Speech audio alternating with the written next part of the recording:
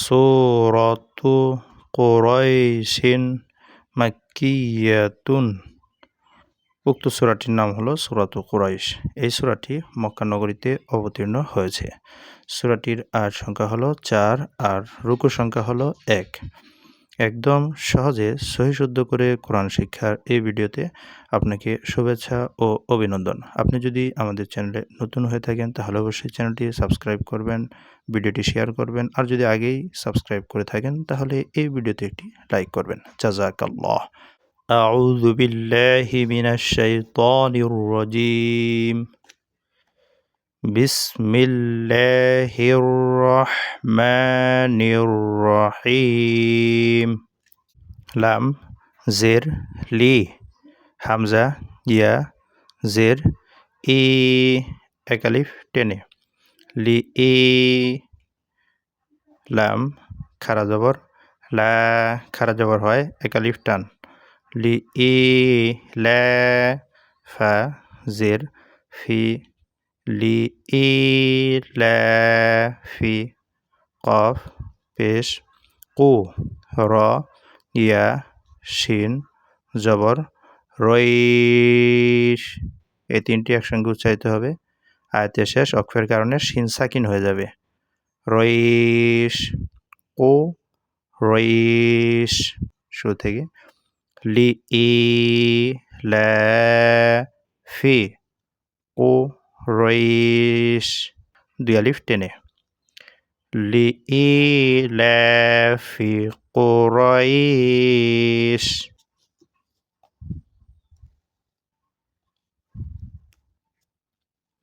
হামজা খারাজের ই, খারাজের হয় এক আলিফ টানতে হবে।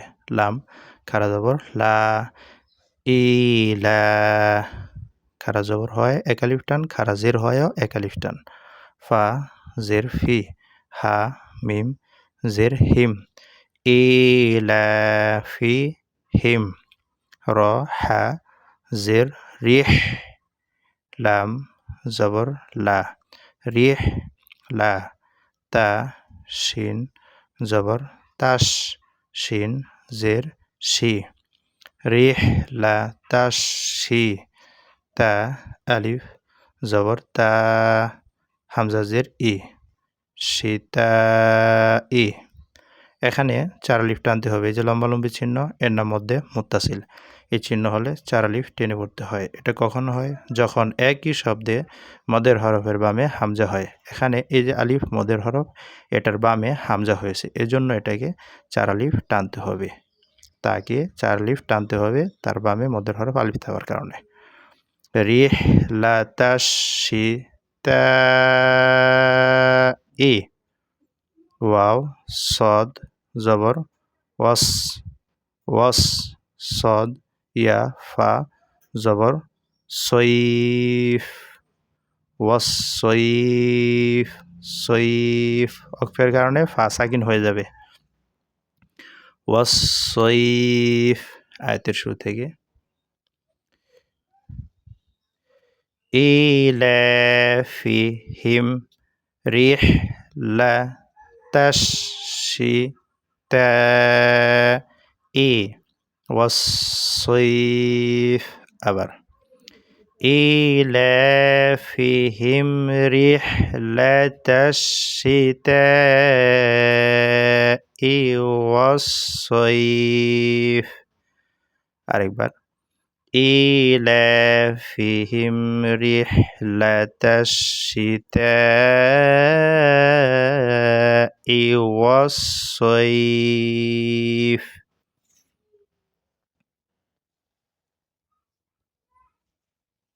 ফা লাম জবর ফাল ফাল। ইয়া আইন জবর ইয়া ফাল ইয়া। বা পেশ বু দাল ওয়াও পেশ দু, এক আলিফ টেনে ফাল ইয়া বু দু। র বা জবর রব বা জবর বা রব বা রব্বা। ফালইয়াবুদু রব্বা।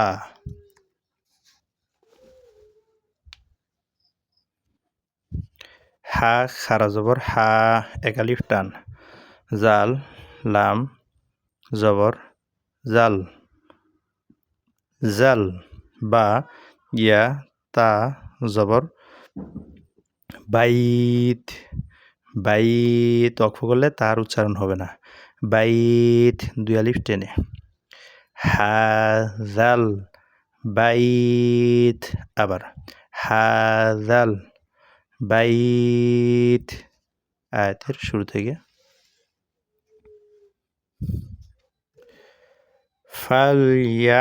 فليعبدوا رب هذا البيت هذا البيت هذا البيت فليعبدوا رب هذا البيت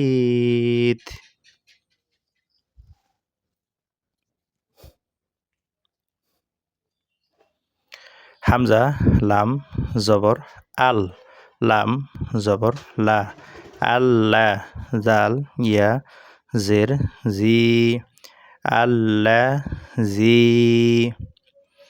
এখানে তিন আলিফ টানতে হবে এই যে ইয়ার উপর চিহ্ন দেওয়া হয়েছে এর নাম হলো মধ্যে মুনফাসিল এই চিহ্নটি হলে তিন আলিফ টেনে পড়তে হয় এটা কখন হয় যখন মদের হরফের বামের শব্দের শুরুতে হামজা হয় এখানে ইয়া মদের হরফ তার বামের শব্দের শুরুতে এই যে হামজা এই হামজার কারণে ইয়াকে তিন আলিফ টেনে পড়তে হবে ইহাকে মধ্যে মুনফাসিল বলা হয় আল্লাযী তিন আলিফ টেনে হামজা ত জবর আত কলকলা করে উপরের দিকে মোটা করে ধাক্কা দিয়ে আত আইন জবর আ মিম জবর মা আত আ মা হা মিম পেশ হুম এই যে মিম সাকিনের বামে আবারও মিম আসার কারণে প্রথম মিম সাকিনের উচ্চারণ হবে না বরং তার পূর্বের হরকত গিয়ে পরবর্তী মিমকে তাসদিদ ধরে মিলে গুন্নার সহিত উচ্চারিত হবে যেমন হা মিম পেশ হুম মিম নুন জের মিন এখানেও গুণ হবে নুন সাকিনের বামে ইকফার হরফ জিম হওয়ার কারণে ইকফার 15টির একটি হরফ জিম হওয়ার কারণে নুন সাকিনকে গুণা করে পড়তে হবে মিন মিন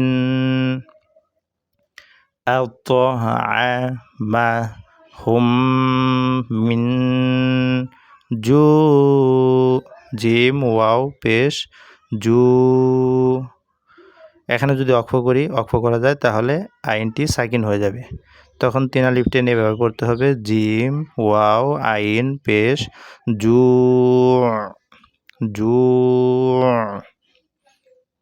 الذي أطعمهم من جوع আবার الذي أطعمهم من جوع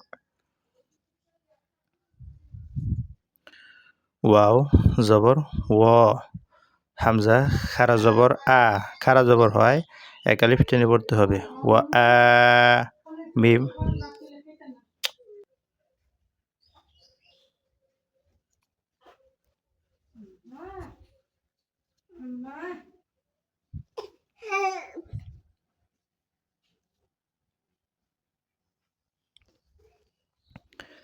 ওয়াও জবর ওয়া হামজা খারা জবর আ এক আলিফ টেনে খারা জবর হওয়ার কারণে ওয়া আ মিম জবর মা নুন জবর না ওয়া আ মা না হা মিম পেশ হুম মিম সাকিনের বামে আবারও মিম এজন্য প্রথম মিম সাকিনের উচ্চারণ হবে না বরং প্রথম মিম সাকিনের পূর্বের হরকত গিয়ে দ্বিতীয় মিমকে তসদিদের সহিত গুণনা করিয়া উচ্চারণ করতে হবে হা মিম পেশ হুম মিম নুন জের মিন স্পষ্ট করে খ ওয়াও ফা জবর খৌফ মিন খৌফ ওয়া আমানাহুম মিন খৌফ নুন সাকিনের বামে ইজহারের হরফ খ আসার কারণে নুন সাকিন স্পষ্ট হবে মিন খাউফ ওয়া আমানাহুম মিন খাউফ। আলহামদুলিল্লাহ। তাম্মা। এখন আমরা শুরু থেকে শেষ পর্যন্ত রিডিং পড়ব। আমার সাথে আপনারা রিডিং পড়ুন। বিসমিল্লাহির রহমানির রহিম। লিইলাফি কুরাইশ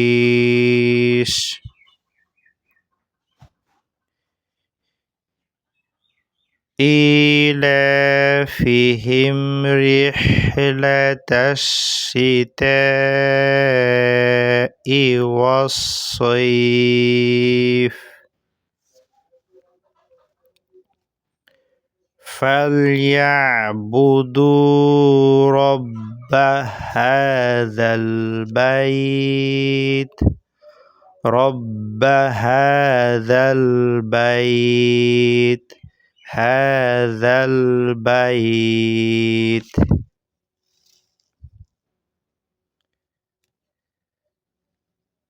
الذي أطعمهم من جوع وآمنهم من خوف صدق الله العظيم।